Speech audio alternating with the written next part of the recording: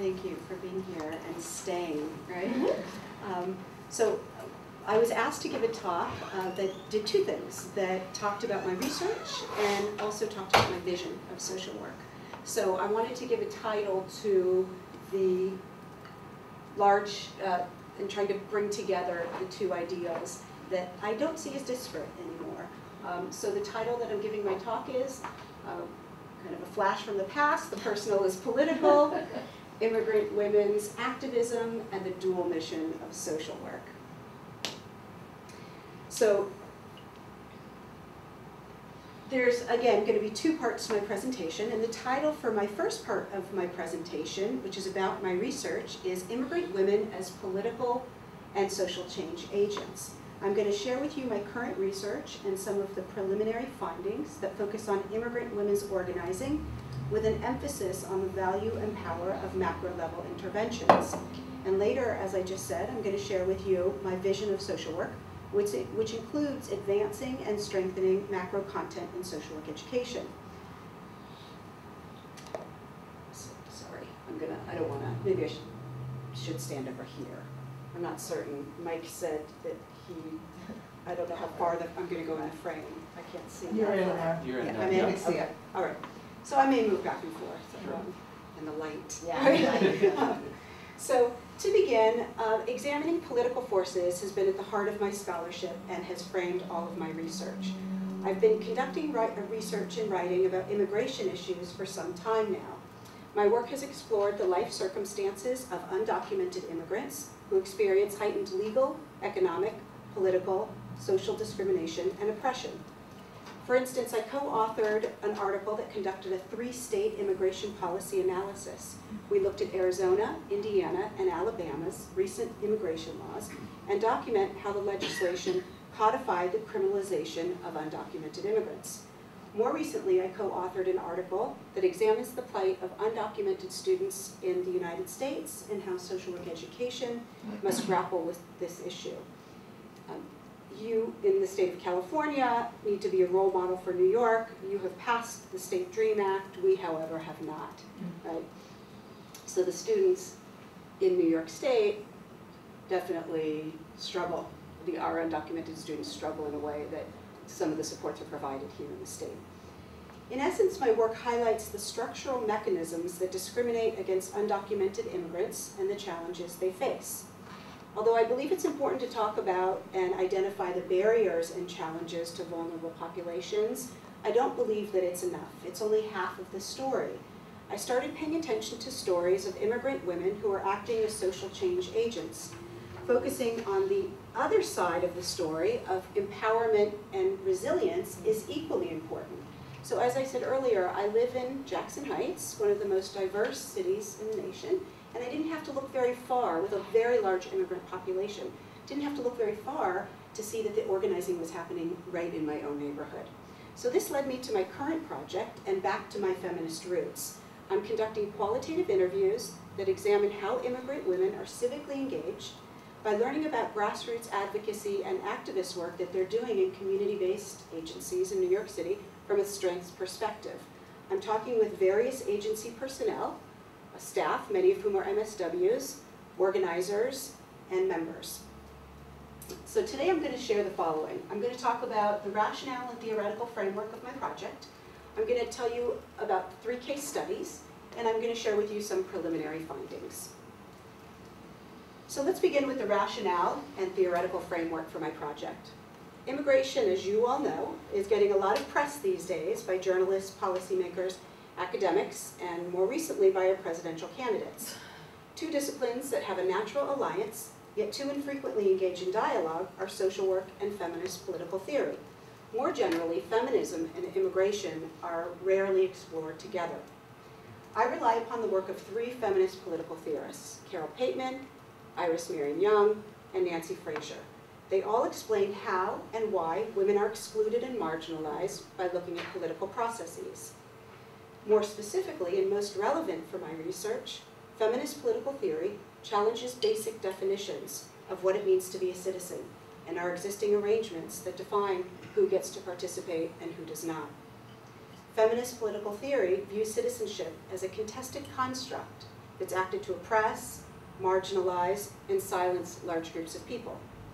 Feminist political theory frames citizenship along with the way we view and treat immigrants as socially constructed concepts that are fluid, historical, and can be altered, enlarged, transformed through time and through political and social action. So for example, did you know that from our founding period, from 1776 through 1926, in 40 states, non-citizens could vote in local, state, and even some federal elections.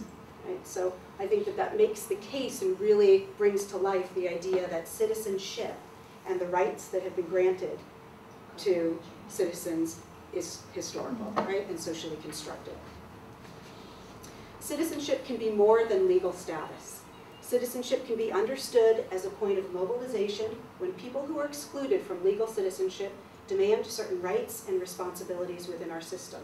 And you'll be hearing a little bit more about this in a few minutes when I talk about the immigrant women's organizing. So how many immigrants, I don't even know that I have to say this to this group, how many immigrants are we talking about, right? In 1850, the census first started collecting nativity data, and there were 2.2 million immigrants in the United States who made up 10% of the total population at that time. Today, the number is roughly 41 million that make up roughly 13% of the population. So in 1970, the number of immigrant women surpassed immigrant men, and that trend continues today. The number of female undocumented immigrants has also increased significantly. Today there are approximately 21 million female immigrants that make up 13% of the nation's female population, and they make up 51% of the total immigrant population. More than half of the immigrants in the United States are non-citizens, roughly 22 million. So when we talk about citizenship, or the lack thereof, we're talking about a construct that impacts and excludes millions of people. So the second rationale is understanding the complexity of immigrant women's lives. Just need to make sure I'm on the right slide. Immigrant women often have different experiences than immigrant men that include, but are not limited to, lower social status, higher dependence on the social welfare system, higher rates of health and mental health issues, traumatized pre- and post-immigration experiences, multiple family and work responsibilities, barriers to health, social services, and education. Additionally, immigrant women experience high rates of abuse and exploitation at home and at work. Immigrant women are at a higher risk of violence, especially intimate partner violence. So research has identified 3 main barriers to immigrant women's use and access to human services. First, socioeconomic status. Second, legal restrictions. And third, cultural norms. Gender-specific immigration experiences include positive elements as well. Immigrant women make important contributions to local communities, the economy, and society in a multitude of ways. Current research illustrates women immigrants' extraordinary resilience, flexibility, and effective problem-solving skills, along with the shifting gender role expectations that can be both challenging and liberating for immigrant women. So getting back to my project, I want to understand the grassroots and activist work that women immigrants are doing that calls attention to their agency despite their legal status. I also believe that my research is an example of macro practice in action, yet highlights how effective organizing can be when it deals with both macro and micro level interventions. So the guiding research question for my project is the following. If the current rules of citizenship exclude and silence people from systems that shape and determine who gets what and how, and we create an underclass of people, both citizens and non-citizens, who lack institutional arenas for such participation, I want to explore and understand the courageous actions of women who are undocumented and openly challenging these inequities within this context. So let me briefly tell you about the 3 case studies. The first case is the Justice for Job Seekers campaign, and it's organized by an immigrants' rights organization named NICE. And NICE stands for New Immigrant Community Empowerment. In 2012, immigrant women in Queens, New York, sought out the support of NICE to help create the Justice for Job Seekers campaign. Immigrant women experience unscrupulous and fraudulent practices at New York City employment agencies. Together, immigrant women, NICE, and several other organizations engaged in participatory research and gathered data to document abuses. The campaign called attention to the scandalous employment agency practices that include illegal fees, false promises, and a host of other illegal practices. They learned that current employment agency law discriminates against immigrants by creating classes of workers. For example, in New York State, low-wage unskilled workers are the only class that are required to pay fees to the unemployment agency up front. The immigrant women and their allies have been working with New York State legislators to pass this Justice for Job Seekers bill. It's currently in its third year moving its way through the legislature, and the organizers and allies are hopeful that it's going to pass in this next round. The second case study is with an organization named IDACAR, which means rights in Nepali.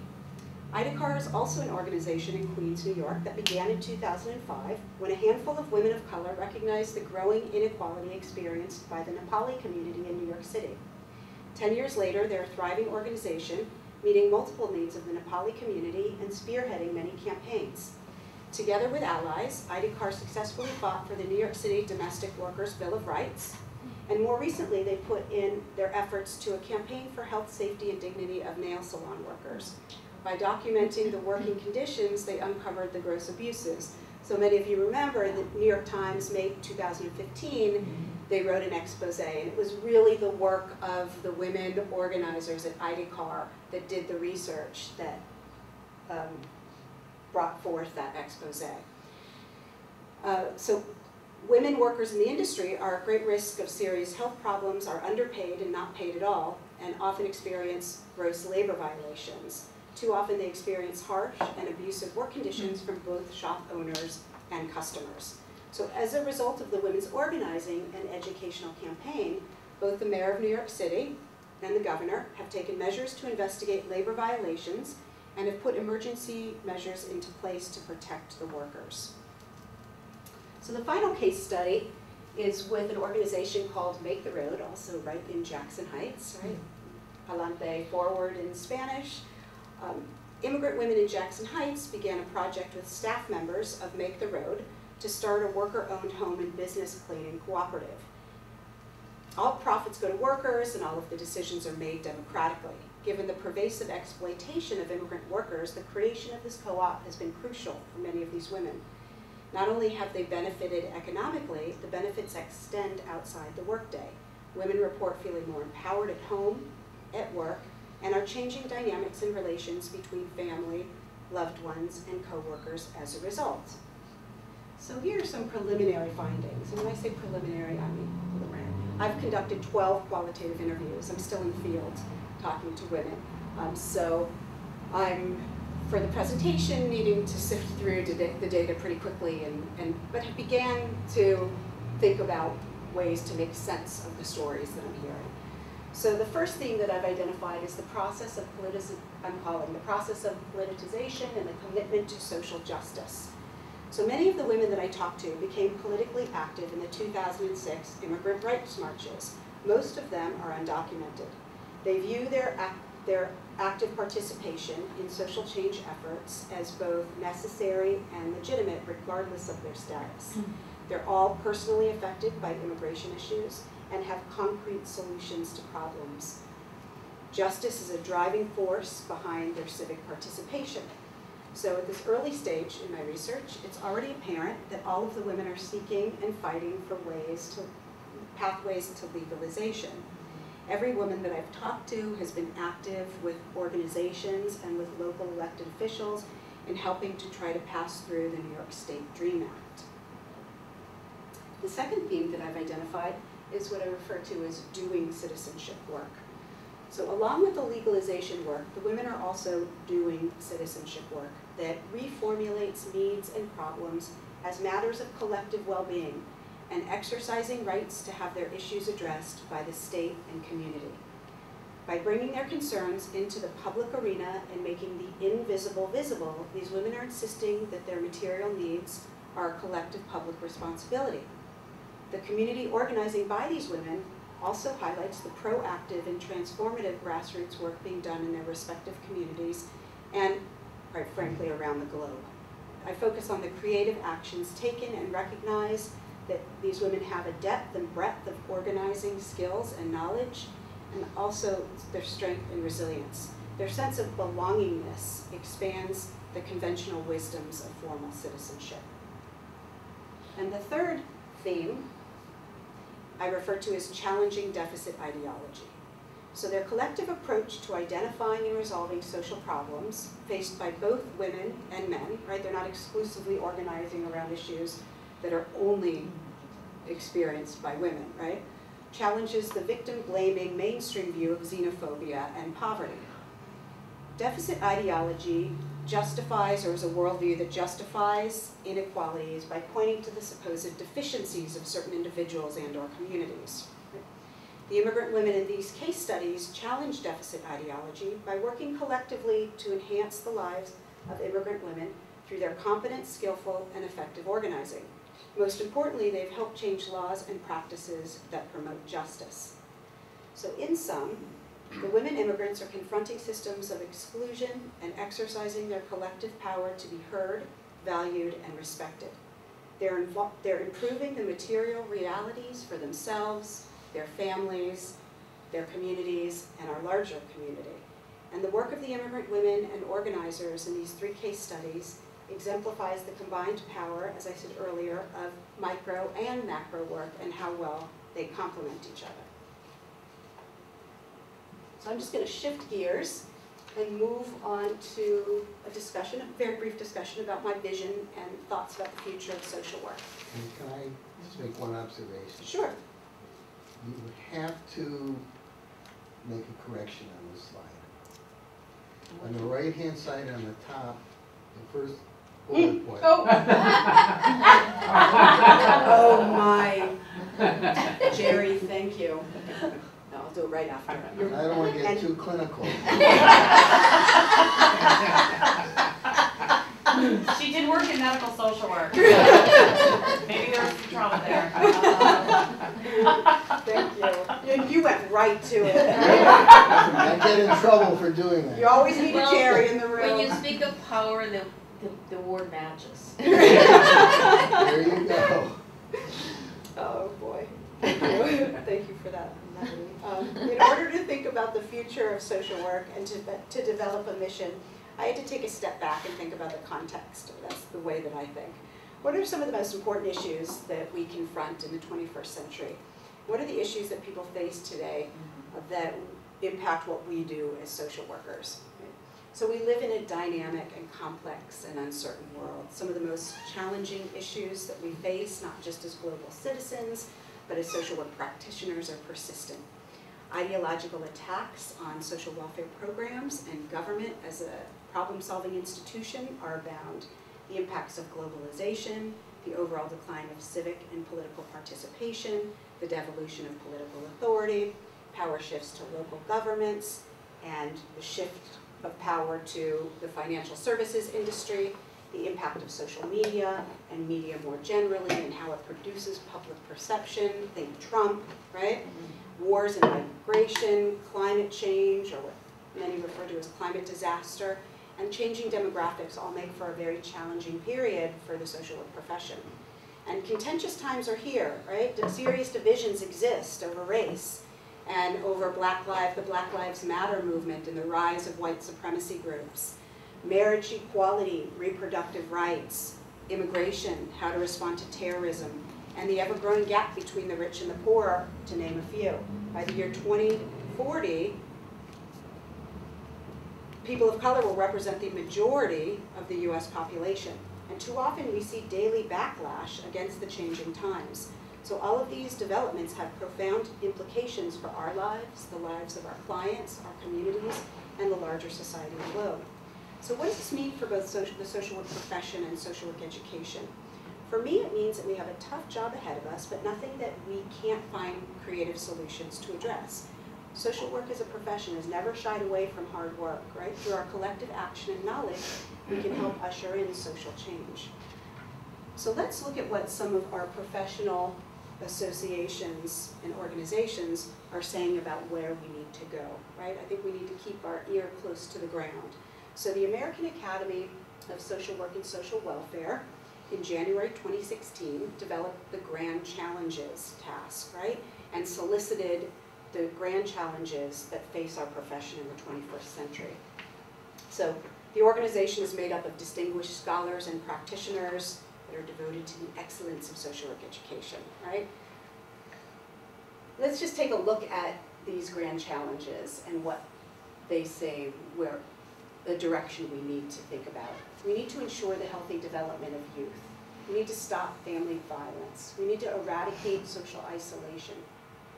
We need to respond to the changing environment. We need to develop smart decarceration, reduce economic inequality, close the health gap, advance long lives, end homelessness, develop technology for the social good, financial capacity for all, and promote equal opportunity and justice. Pretty small tasks ahead of us. Although honest to goodness, around the room today when you were telling me who you are, you're doing this, right? You're actually out there working on these issues. So like the Academy in 2010, let me see if that came out, yes, like the Academy in 2010, the National Association of Social Workers held a 2-day meeting to explore the issues facing the social work profession.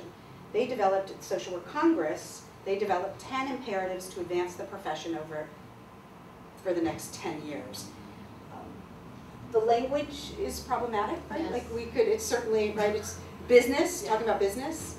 But I think regardless of whether or not we agree or disagree, we need to know, right, where our professional associations, what they're talking about. So I want to highlight just 3 of them. The business of social work, although that is problematic language. They mean by that to infuse models of sustainable business and management practice into social work education and practice. Common objectives, to strengthen collaboration across social work organizations, their leaders, and their members for shared advocacy goals. And influence, we need to demonstrate the distinctive expertise and the impact and value of social work to industry, policymakers, the general public, our universities, our administrators in our universities. So now we ask ourselves, we read through these 2 lists, the so what question, right? So what are we going to do with it? Well, as we read through these lists together, I think that there's one common element that all of these tasks require, which is solid macro skills. To tackle social problems, we need competent community practice and community organizing skills that, for instance, entail inclusive program development, along with the ability and desire to engage in political and social action.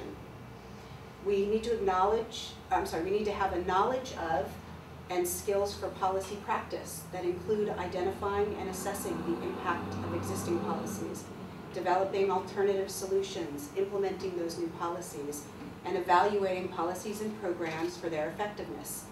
Advocacy, lobbying, public education, and coalition building are also crucial.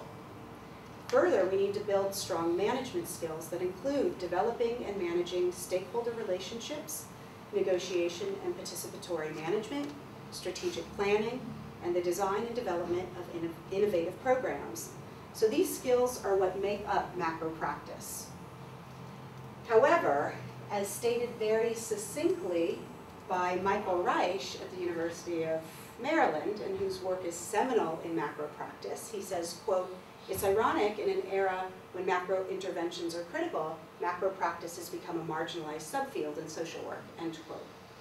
So according to the Council on Social Work Education statistics, in 2012, less than 9% of all MSW students were enrolled in all macro practice areas combined. The NASW Center for Workforce Studies reports that social workers spend only 2% of time on community organizing and policy and legislative development. Less than 1 in 7 social workers identify macro as their practice focus. So Jack Rothman at UCLA conducted research in 2013 and found resistance among social work faculty to integrating macro practice into BSW and MSW curriculum, and also found a general lack of interest in or understanding of macro practice from the student perspective, right? Clearly that's certainly not the group here. So all of this translates into a shortage of macro practitioners in communities where they're needed most, right? Particularly in not just urban centers, but that's where we are. So what does all of this mean for San Francisco State University? For me, it means that we have to stay really informed and grounded in understanding the rapidly changing world around us. It means that we have to acknowledge the direction of our profession and, relatedly, our universities.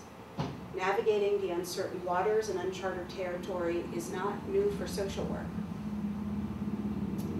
Investing in developing macro curricula seems imperative at this juncture for both the strength of our program and for our nation's well-being, so that we can generate practitioners who can go out and address these very large-scale issues. So it means that all of the big picture issues should ground the local decisions we make in the School of Social Work at San Francisco State University. And how can our school ensure that that happens? By strengthening our macro curriculum is one way. I think the recruitment and retention, although you all, I'm not certain that this is all that relevant for San Francisco, but the recruitment and retention of diverse students, right? I don't know the demographics of the student in the social work program, very diverse. And you have very high retention and High recruitment. retention, but it's changed over the past couple of years. Yeah, I would say so. Because one of the issues we're wrestling with is requiring the GRE writing. And we've seen a real modification of Decrease in That- applicants, really, and a change in the type of applicants a little bit, especially for Title 40. And students are required to take just the writing Just part of the GRE? verbal, yeah, the verbal. Our university has a big push, well, the CSUs as a whole have a big push on graduate level writing. Okay. And so, you know, some schools are doing it in different ways. They maybe have students take a writing class. And we decided as a faculty to kind of pilot the GRE, just writing score. Not that it would be a part of admissions in terms of, you know, getting points for a certain amount of points that you get on it. But if someone that we really wanted to accept to the program got, say, like a 3.5 on the GRE writing, would we require them to take some kind of writing support on campus? Right. Accept them, but have them take some kind of Support. class. And then we, you know, in Title 4E, us looking at applicants, we have some really strong applicants, but they've scored lower, so we're giving them the opportunity to retake it, or possibly have them come in and do like a more of a, you know, a writing example or test with us as we're interviewing them. And how long has that process been in the works? Only 2 years? So you have, this is the second year? This is the second year. This is the second cohort of admits who are doing the GRE. CSU East Bay does not require the GRE. Berkeley is also thinking of not There's no requiring. way with Huh. that. San Jose State, I don't know what they're No. doing. They don't. Okay, Well, so. we've been doing a writing, Gabrielle and I have been doing a writing thing for 3 years. Just with Title 4E, just you need to, here's a case, put together some thoughts.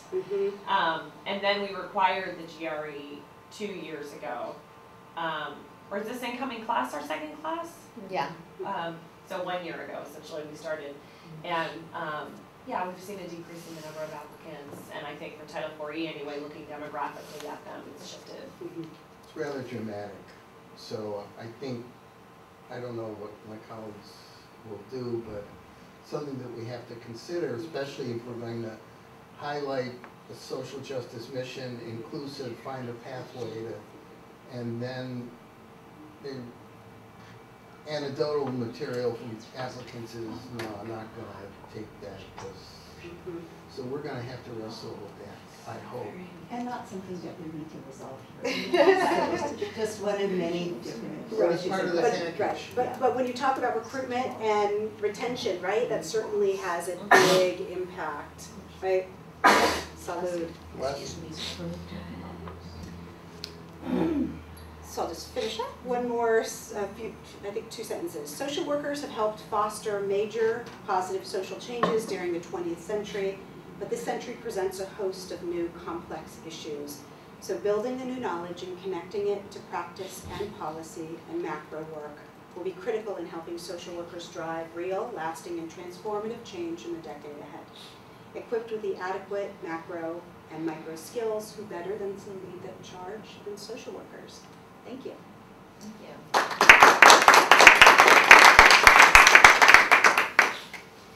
So, like you all, we've had to, although we don't require the GRE for our graduate admissions.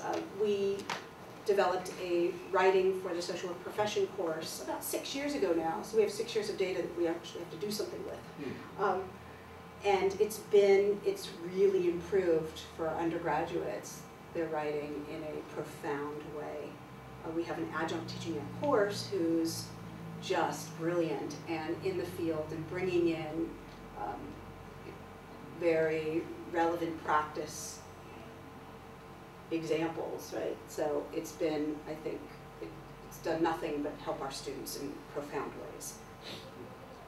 And I think that's a great thing, because I think, for many of us, you sort of come into teaching at the university level, not necessarily having that much background in teaching. And teaching writing is a very specific, so you need a very specific set of skills that if you're not trained in that, and there has been some effort in the university to start to train instructors, but I think that's such an important type of curricular addition to know how to teach writing as well as to know how to teach all the other concepts that go along with it. Right, and writing for social work, right? Which is more than just writing a research paper, right? So.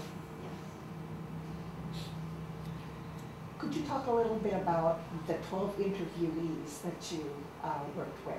Sure. Could you talk a little bit about how you selected them? And sure. The three case studies are 3 organizations in the Jackson Heights neighborhood where I live. NICE, I was a previous board member to NICE, and several years ago stepped down just because I was overextended, but continue to stay involved in the organization and do what I can in ways that I can. And they're both organizations that I had contacts in. So I've talked both with, in every instance, talked with organizers. Many of the, Make the Road in particular, these organizations, and NICE, IDCAR a little less, have a model where every time somebody comes through the door, they become an organizer. So when somebody walks into NICE, although NICE started as an organization that worked exclusively with immigrant men, mostly undocumented day laborers, they've really expanded their mission. And during my time on the board, I really helped them understand that social work played a valuable piece in this community work. And so now, as a result, almost all of the staff members at NICE are now MSWs. And we have our students interning at the organization as well. So I've talked to MSWs, I've talked to members who are also organizers. But it was 3 organizations that I had a foot in the door. Know the executive directors in all of them, and I'm familiar with the work of all of them. so in other words, you got your interviewees from those contacts? Oh, yes. Yeah. I see. Okay. Thank you. Well, thank you for this presentation. I think it's really very refreshing to hear about research on macro practice. For me, it's, I don't need a lot of convincing, because this is also what I'm passionate about. I'm also using feminist theory and participatory action research and these sort of things like that. So it's good to hear your findings. I wanted to ask you a question about the Rothman report and also just the findings from that, and what your thoughts are about. I mean, it's true that it's it's unfortunate also the results showing that it's just very few. The macros just being very marginalized, or very few who are going into macro. There's some resistance also within social, some faculty members incorporating macro, or even having also very little understanding of it. And I think also there's, what I want, I'm interested to know about your thoughts on how, or what NASW role, the role of NASW in terms of, in some ways, yes, they say, okay, they support social work, and it's not, it's supposed to be a combined profession, and it's trying to do away with the binary. At the same time, I think there's also there's a very heavy emphasis on professionalization and licensing. I think that's a big factor as well. So I don't know what your thoughts are about how we should go about that as a profession. I mean, I think that is exactly precisely why the special commission was developed, right? Because OCOSA and some of the key faculty who are leading the charge recognized that our professional organizations weren't giving adequate attention to macro practice. So the commission is doing work, right? I've been on the periphery, right? But I've been working with Terry Mizrahi and not attending, but webinars. The CSWE just finished a series of learning academies. And so I was participating or listening to the learning academies and going to give a report on whether or not they addressed macro issues, right? So the commission is working very hard with our professional organizations, but also it has to happen simultaneously. We can't look to our professional organizations as the place in which macro is going to happen, right? I think it has to happen on the ground in our programs. But we also have to make the connections between what they're learning in the classroom and what they're getting in field. So we have to build quality field sites that offer a macro experience, right? And so that has to happen hand in hand. And certainly, at least ideologically, right, our professional associations support that. We just have to make that shift. But it sounds like you bought in, right? You're already there. You're making that shift. So you're one of those programs that are going to help realize the goal of 20 by 2020, right? So I think that you should feel proud about the work that you've done in that area. I think our challenge is going to be our curriculum and the students that we bring in, because the reality is that our students are expecting a micro practice when they come in. You know, our only concentration is individual families and groups right now in the master's program. The BASW program has a more diverse curriculum when it comes to macro practice. But the master's level program is very limited at this point. So our challenge is going to be, how do we integrate it and bring students who are thinking, I'm a social worker before I'm a therapist. You know, as soon as the students come for the interview for the field for the first year, I want this type of, you know, internship so that I can become an LCSW. Right. You know, I want to go into the school teaching so I can become an LCSW. Right. So it is that mindset that we have created by our own limitations. So we have to figure out what we can offer to bring students that are looking at the whole picture. Right, and I think that's where, you know, up-to-date websites and materials and brochures and a real clear mission and set of goals that is, you know, agreed upon as a consensus about the direction of the program, right? And it's also some patience about that shift and change, right? Anytime we make that's a pretty big change. That's a structural change to a program, right? That there's going to be that period of time where you're kind of caught between two worlds, right? But I think making it public to the community, right? And the community also supporting that shift is crucial. Part of the community advisory board's concern is that the macro has fallen away. And a lot of the people who are on that board are graduates of our program, and they were in the administration planning and what was then social development concentrations, and to them it's sort of like, this is not the same school. So we have a lot of buy-in in the community already, because so many of our graduates work in the community and graduated before we stopped offering that. So I think that's also useful.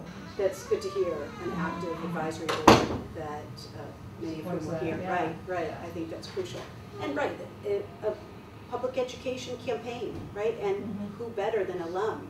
It's always an untapped resource in most universities, right?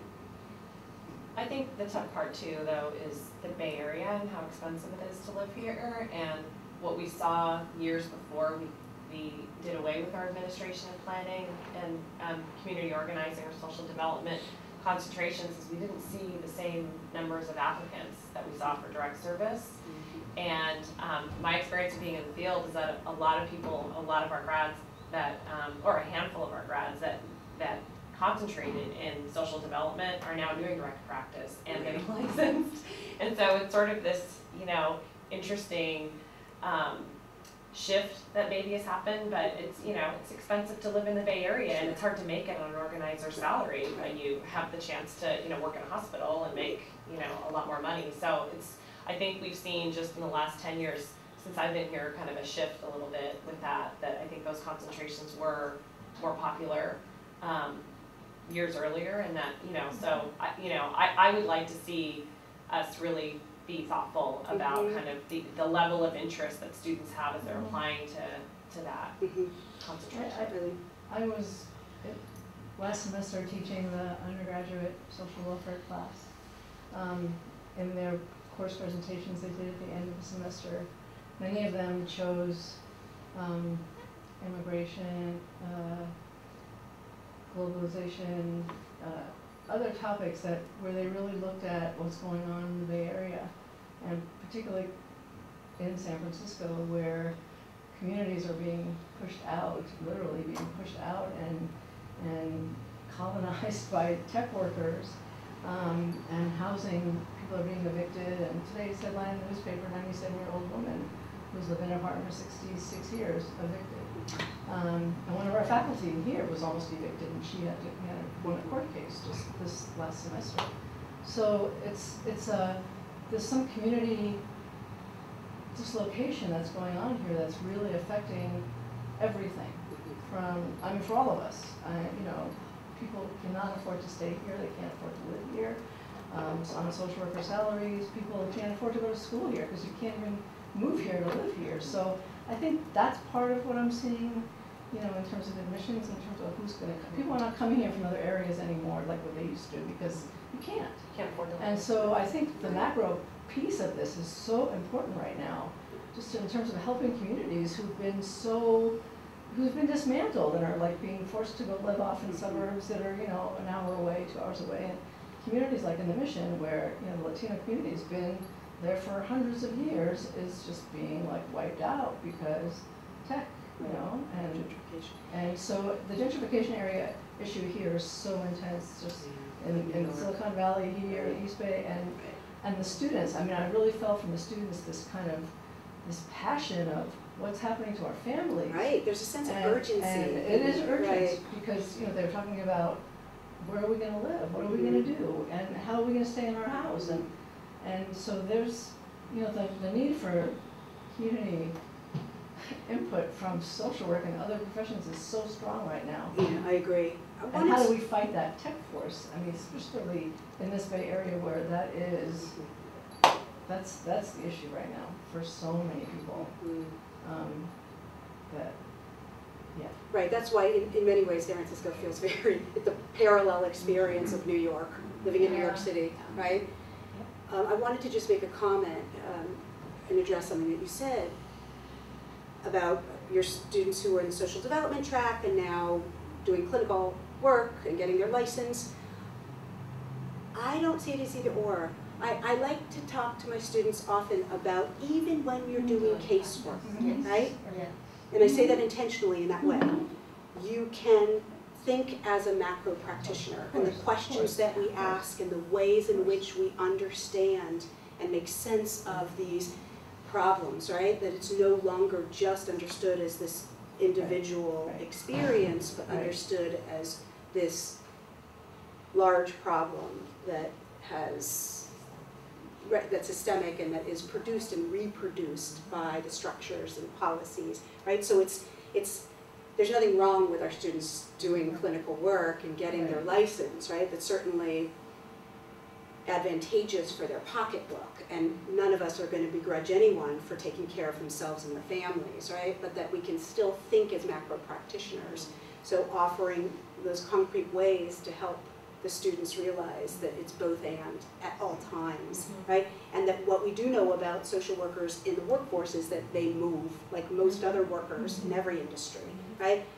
They're not getting a job and staying within that job. So the fluid nature of work in the 21st century means that you very well may be doing policy level work, right? At one point of your life or later, right? When you become the expert in whatever field you're working in, right, that often can lead to policy practice.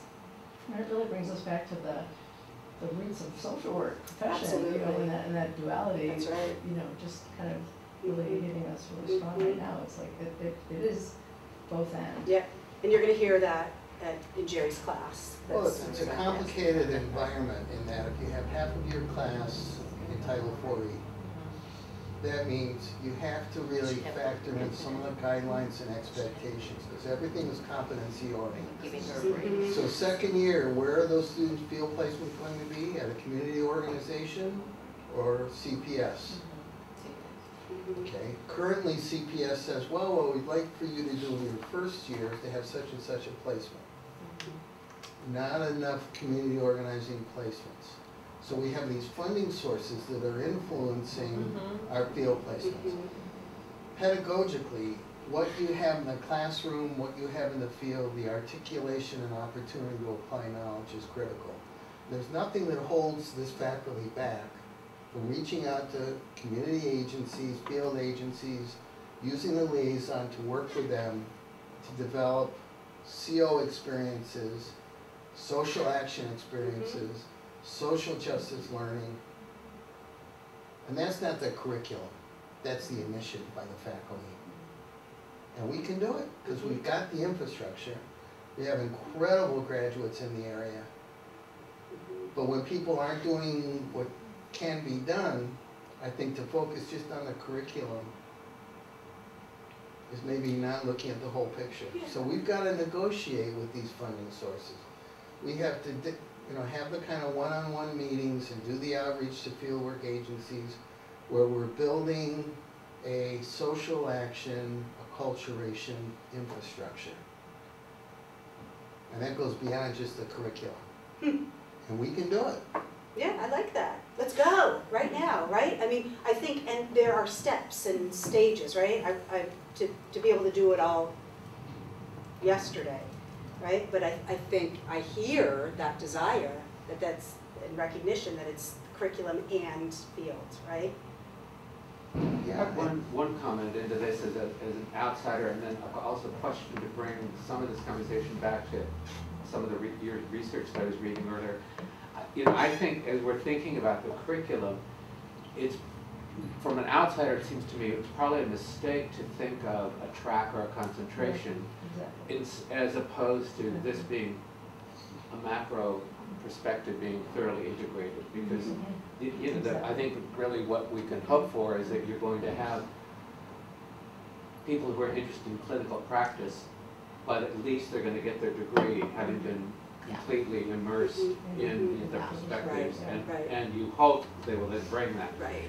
But what bringing us back to your research, one of your articles that I really enjoyed reading, and I don't remember which of these, I think it was in the Silent Struggles one, you talk about the responsibility of a social work program to incorporate into the curriculum for the faculty as well as for the students an awareness of all of the particular challenges that are particularly undocumented, but also more generally our immigrant students have in the classroom.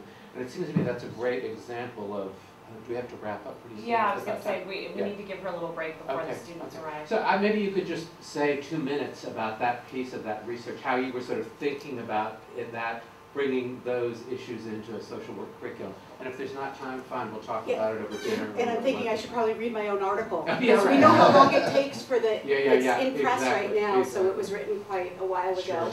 But I'm going to continue. I'm going to continue with my co-author working on this project. So immigration, I mean, because I've been doing this work for quite some time now, it's been very evident that it's just not in the social work classroom, that we're not teaching about immigration.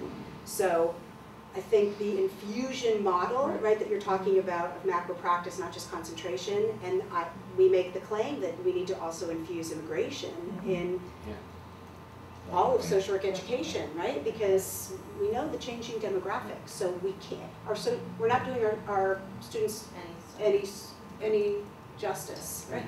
We're not doing them justice by not talking about immigrants as in general, right?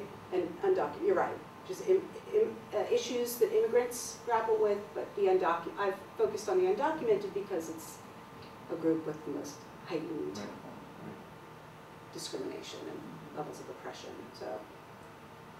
But we make the case of infusing it across the curriculum, and the ways that we're doing it is by writing about it, and our commitment to writing about it and researching issues that immigrants face, and presenting at conferences, right? Important work. Thank you. So why don't you take a break for a little bit, and then hopefully students are on their way here. And In you this- can- yeah. Okay, great. The restroom is